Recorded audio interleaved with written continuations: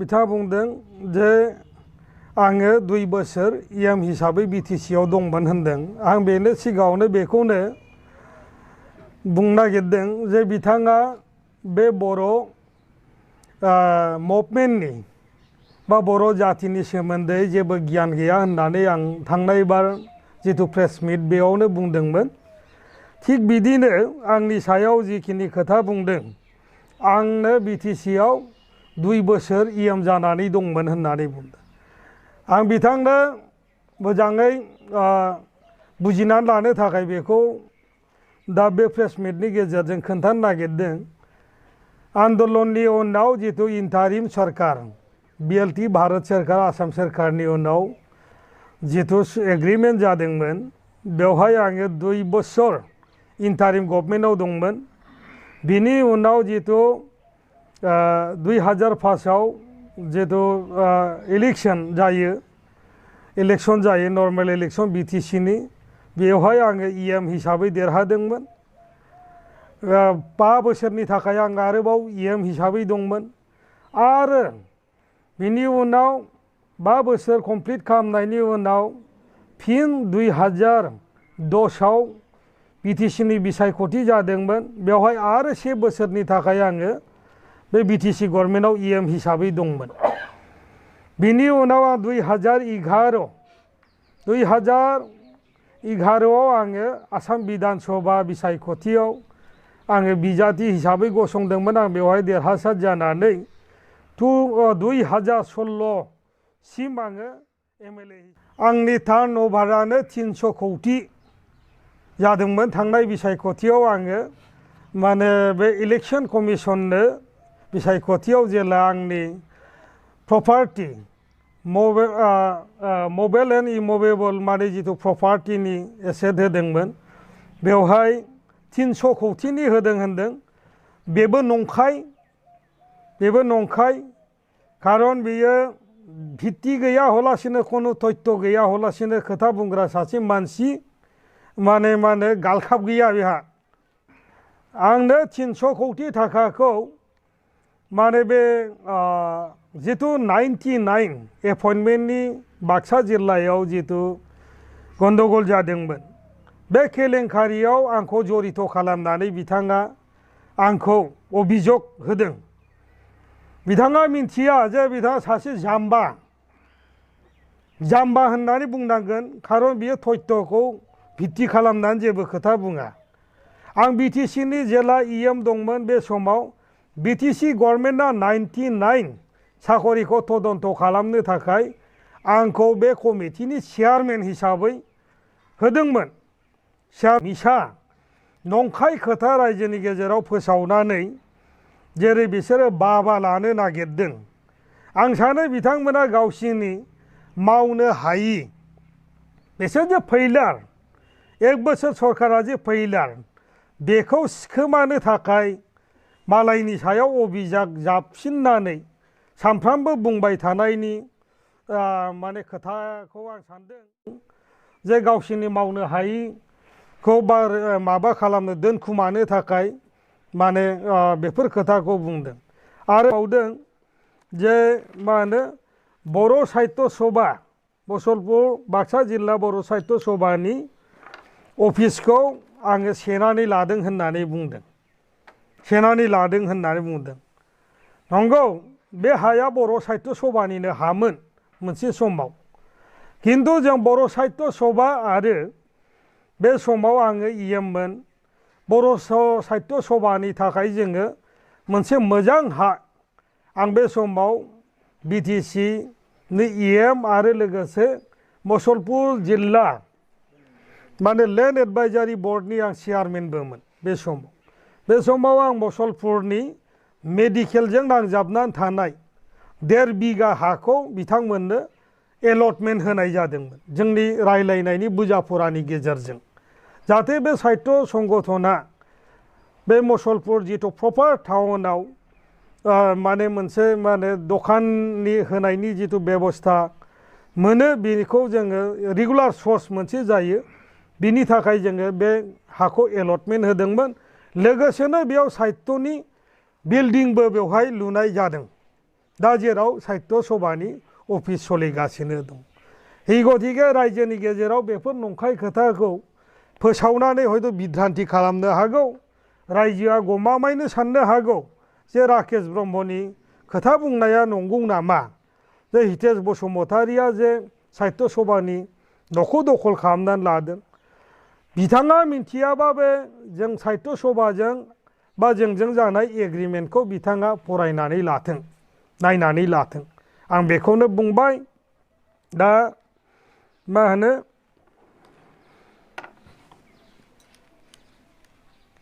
जिफोर दा खामानि मावगासिनो दङ लुखानाय न'खौनो लुदों मावनाय खामानिखौनो मावगासिनो दङ बे मा होनो अमा हालेवनायाव सैमा गाग्लिनाय बायदि बोरिमाखानि आं दाख्लैनो दलंनि खोथाखौ बुंदों अलरेडि बिटिसिनि हाग्रामा महिलारि जोंनि आगुनि चिफ बर्तमान जोंनि बिपिएफ हानजानि आफादगिरि बिथांनि दिनावनो बे बोरिमाखा दलंआ उद्बोधन जादों बिथांनि दिनावनो खुन्था लोगोसे माखासे गार्डारबो बहायनाय जादों किन्तु नाथाय जाय कन्ट्रेक्टरा मोनदों बे खामानिखौ कमप्लिट खालामाखै दा गोदानै बे खामानिखौनो फिन खनसेबाव बेवहाय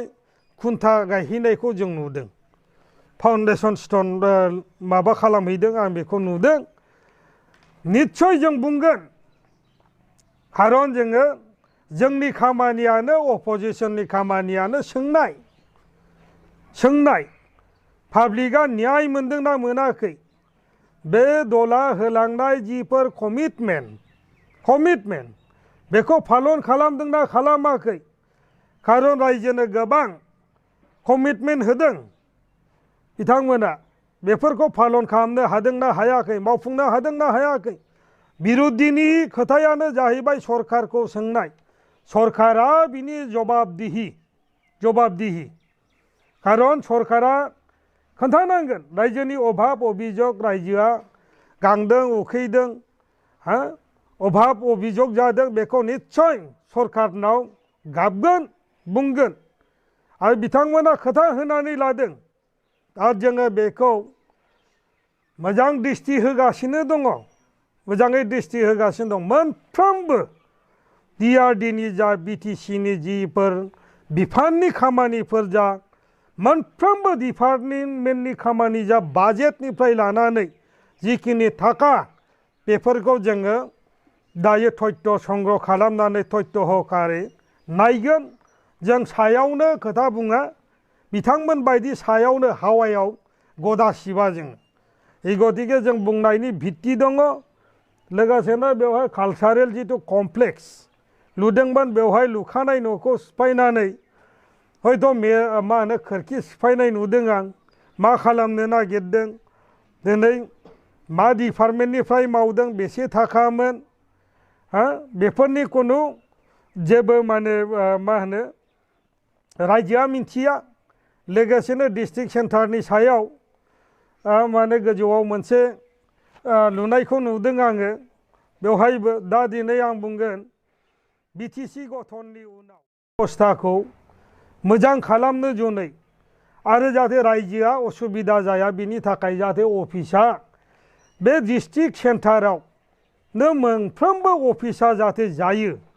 बिनि थाखाय बेवहाय डिस्ट्रिक्ट अफिस मा होनो डिस्ट्रिक्ट सेन्टार गायसननाय जादों दा आं नुदों जे डिस्ट्रिक्ट सेन्टारनि जिथु अबस्था बेवहाय हाग्रा बानफबजोबनानै दङ खुनु साफ सिखुन नङा ओरैबायदि मोनसे गाज्रि अबस्थायाव दङ जे मानसिफोरा आधुनिक बिटिसि खालामनो नागिरदों बिराद माने मसलफोरखौ जोंगा मागा खालामनो नागिरदों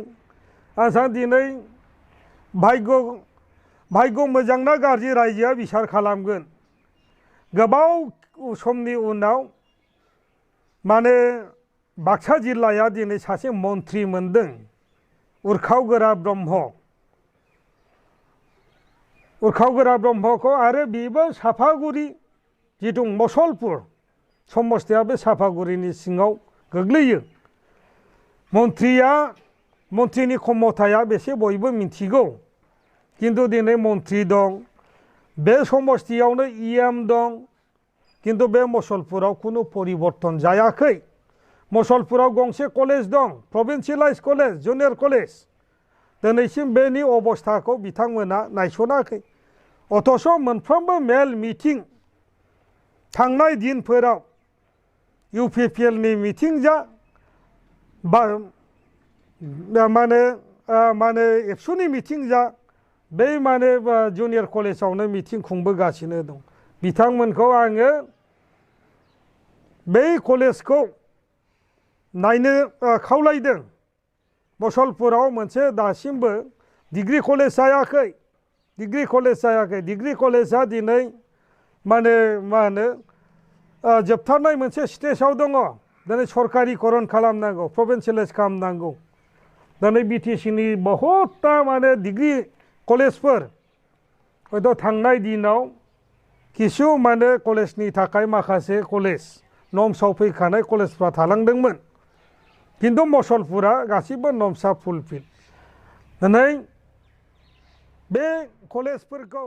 प्रभिन्सियेलाइज खालामनो होननानै बिथांमोना खोथा होदों लोगोसेनो जिखिनि नन प्रभिन्सियेलाइज एलपि एमइ स्कुलफोरखौ प्रभिन्सियेलाइज खालामनो खोथा होदोंमोन आरो जि 99 नि जिखिनि दायो थालांनाय जिखिनि मास्टारफोर बिथांमोनखौ माने बे गावसिनि गभर्नमेन्ट फैबानो रेगुलाराइज खालामनाय जागोन अर्थात साख्रिखौ माने मा होनो होनाय जागोन होननानै बुंदोंमोन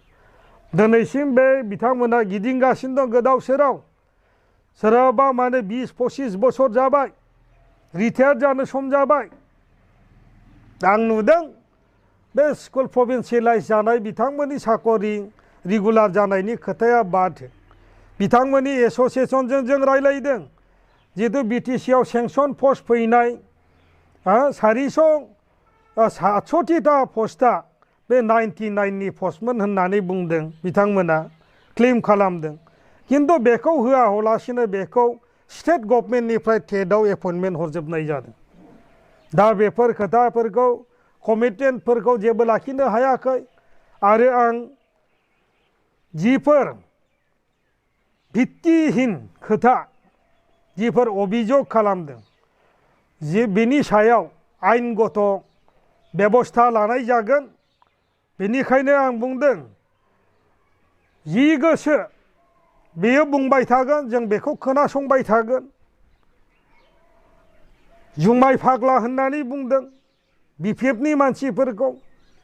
आं बिनि उत्तरखौ होखांबाय जे जोंनो बिएलटि जन्म होनानै बिएलटिआ माला जन्म जाखो जि बिएससिखौ फैला माने स्टेट एक्टियारनि गेजेराव बिएससि सुक्तिया जादोंमोन बेखौ जोङो 1996 आव डिनाउन्स खालामदों बिएलटि जानानै बिएलटिआ आन्दलन खालामनायनि गेजेरजों बे बिटिसि सृष्टि खालामदों सोरमोन बे बाक्सा डिस्ट्रिक्टखौ नेतृत्व होबोनाया जोंनि नेतृत्वआव बिएससि जादों जोंनि नेतृत्वआव बे बिटिसिनि जन्म जादों दिनै बिनिनो मा होनदों बे माने बिटिसिनिनो दिनै ओंखाम जागासिनो दं जायफ्रा दिनै गोगानानै बुङो जाथिनि बिराद गिदिर नेता होननानै आं सानो बर'आव दिनैसिम रावबो गावनि क्षमताजों नेता जानो हायाखै जाथिनि नाम बुंनानै देशनि नाम बुंनानै बर'नि अधिकारनि नाम बुंनानै बिथांमोना बे ओंखामखौ जागासिनो दङ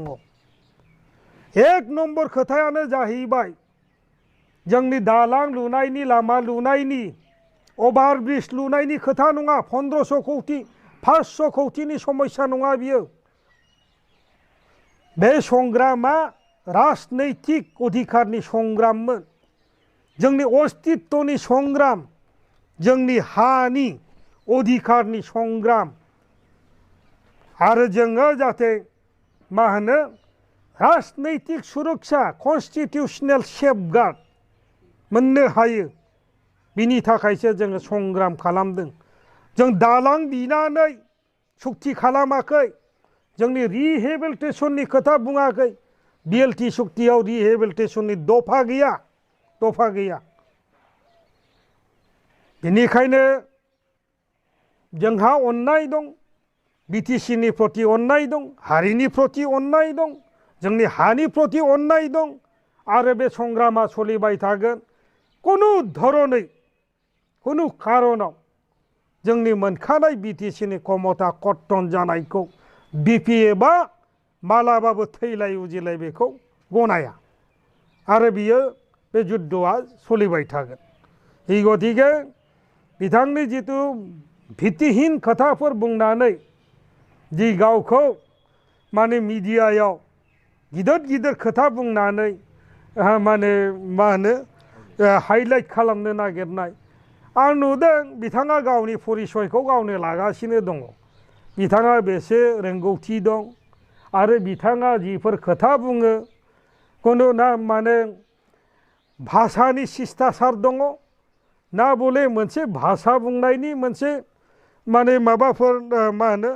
सिन्था खालामनानै बुङो बेखौ BTCनि रायजोआ आसामनि रायजोआ बेफोर गासिबो दिनै नुजोबबाय এই गतिके बे गावनो गावनि परिचयखौ होनानै लालांगासिनो दं दा आं बिनिनो प्रतिक्रिया हिसाबै दिनैनो बे फिननायखौ आङो होनो होननानै बे प्रेस मिटखौ खालामदों धन्यबाद आं थांनाय BTC इलेक्सनाव अनसुमै खुंगुर बर'नि हेंथायै आङो बिथांमोननि मानसिखौ जाहाथे राकेश ब्रह्मनो भट होनांगौ होननानै बुंहरदों होननानै मोनसे एलिगेसन होबावदों बिथाङा खोन्थाथों सोरनि फन नाम्बाराव अबे दिनाव बिथाङा बेनि प्रमाणखौ होथों फन नाम्बार आरो फन कल रेकर्ड बिथाङा दिहुननानै होथों मोनसेल' प्रमाण दिहुननानै होथों बेराफारसेथिं बे अनसुमै बर'खौ बाख्नायदों बिथाङा जोबोद मोजां आं धन्यबाद होगोन बिथाङा अनसुमै खुंगुर बर'खौ सासे दक्ष आरो मोजां मानसि हिसाबै बाख्नायदों आरोबाव बुंबावदों हाग्रामा महिलारि बिथाङा सासे मोजां मानसिखौ माने बिबान होनांगौमोन बाक्सा जिल्लानि सभापतिनि थाखाय बिथाङा बुंदों जे माने आं बिथांखौ धन्यबाद होगोन बिथाङा थारमाने गोसो सिंजों BPFखौ मोजां मोनो बेखौ माने फोरमायदों हयथ' खुगाजों बुङाखैबाबो बिथांनि जितु खोथा बाथ्राजों बियो मा होनो बिथांनि जितु साननाय बियो प्रकाश जादों এই गतिके बिथाङा सासे सरम माने सुबिदाबादि सासे गथ' आरो इभेन माने बुंबावदों जे प्रमद बर'जों आं टिकेट बिदों प्रमद बर'नाव टिकेट बिदोंमोन होननानै बुंदों बिथाङा बे आंनि जितु सोंनायनि फिननाय बिनिबो प्रमाण आं बिदों दिनै बे दिनै मा होनो प्रेस मिटनि गेजेरजों आं बिदों प्रमदजों आं बहा रायलायामोन अबे फनजों फन खालामामोन माला खालामामोन बिनि दिन थारिख जायगा रायलायनाय बिनि फन कल रेकर्ड बिथाङा माने बिनि प्रमाण होनांगौ बिथाङा रायजोनि गेजेराव बे नानानथा जिफोर खोथाफोरखौ बुंनानै बिद्धान्ति खालामदों बिथांनि जितु भित्तिहीन खोथा बिनि सायाव आयेनगत बेबस्था लानाय जागोन आं दिनै बेखौ सतर्क खालामनानै बुंदों जों अपोजिशन हिसाबै निस्सय बे सरकारखौ हमगोन जोङो आरो बिथांमोननि खामानिनि सायाव गोख्रों जितु बर्थमान जिखिनि जाबाय थानाय जिफोर सोलिबाय थानाय स्किमफोर आं दा लेटेस्ट खोनादों आङो बले ना फिसा उत्पादन खालामनांगौ ना प्रडाक्शन खालामनांगौ BTCआव बे माने मा खालामनो होनो नानि उत्पादनखौ खालामना इक'नमिक भाबै माने BTC ओनसोलखौ जौगाहोनायनि खोथा बुंदों बिथाङा मटर साइकेल रानदोंनो ना फानग्रा बेवहाय माने मा होनदोंमोन बेखौ आइस बक्स होदों खारन बेवहाय अन्ध्रनि ना बिहारनि ना बेंगलनि ना राननोसै नामा बेवहाय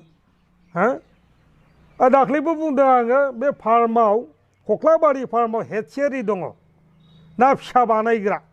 हेडसेरि दङ गोदोनि दिनाव बेवहाय खारजिनि फुलि बानायोमोन गोदोनि दिनाव बेवहाय अमानि फिसा बानायोमोन नानि फुवान बानायोमोन बिभिन्न माने एग्रिकालचारनि सीड प्रडाक्ट खालामनाय जायोमोन बेवहाय नारिखलनिफ्राय लानानै माइनिफ्राय लानानै गोदान माइनि आबिष्कारनिफ्राय लानानै बिभिन्न मैगं मैलानि जिथु सीड्स बेफोरखौ बानायोमोन बेवहाय बेयो अल इन्डिया लेभेलाव नाम्बार 2 पजिशनाव दंमोन दिनै बिथाङा बेखौनो कार्यकरि खालाम दा हेडसारिफोरखौ खुलिनानै हयथ' माने माखासे बेखार मानसिफोरनो हेडसारि खुलि होनानै जायगायाव ना उत्पादन खालामनायनि बेबस्थाखौ खालाम आरो बेजों लोगोसे बेवहाय नानि जिथु आदार आसामाव गैया दिनै नानि आदार बानायग्रा बे माने मा होनो बिनि इन्डास्ट्रि गैया बेखौ लाबो बेवहाय बे बिटिसि आव लाबो बेवहाय गोबां फुख्रि दङ जाहाथे बेवहाय नानि आदार खाद्य प्रस्तुत खालामनो हायो बेफोरखौ खालाम आं नुदों मटर साइकेल होदोंनो मटर साइकेल होनाय बेनिफिसारिफोरखौ